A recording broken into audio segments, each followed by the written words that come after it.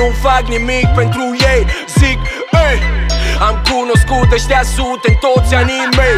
Zic, ei, în care munceam 12 ore pe zi pe 40 de iepuroi. Ei, nu mai știam nici de capul meu, dar să mă gândesc la voi.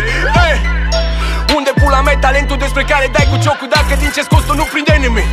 Că n-o sfă benzu bagă 25 de ore și simte că nu face nimic. Și când îl apucă somnul doarme 4 ore și după asta tot se simte cel mai odihnit.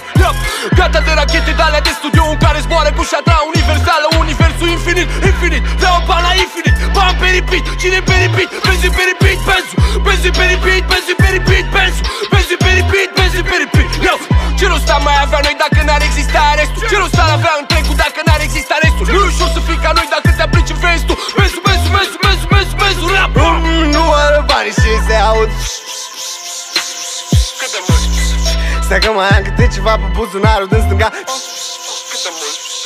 Și ăștia-s doar banii pe tricou. Și mai sunt și banii pe show. Că și-a vrea de guță, nu-i rapper, că cântă cu pensul la mână în tablouri. 10 bețe de fiecare, nu? Ia zi, ia zi, ce faci zi de zi? Noi 24, 7, 4, 20 și 20 de mii 20 de mii, 20 de mii, am zis 20 de mii. Și șatra n-are peste un an nici o zi. Dar vin ca la Isus la noi copii, copii, copii, copii, copii. Ce să copii, că noi suntem dăruiți de sus ca popii. Și tu te simți terminat, Dan, ca popii. Să fluiere în lamă, să vină cioclit. Să îngroape păștea, să îngroape păștea, mamă. Cum l-a îngropat pe cuță în piesa lui Lamă. Lila, 24 de ore, mișcă treabă, mami și adră, umblă după bani și adră, umblă el în anii 7. Lila, 24 de ore, mișcă treabă, mami și adră, umblă după bani și adră, umblă el în anii. Înainte stăteam și frecam pula maraton, 24 din 24 seriale și popo.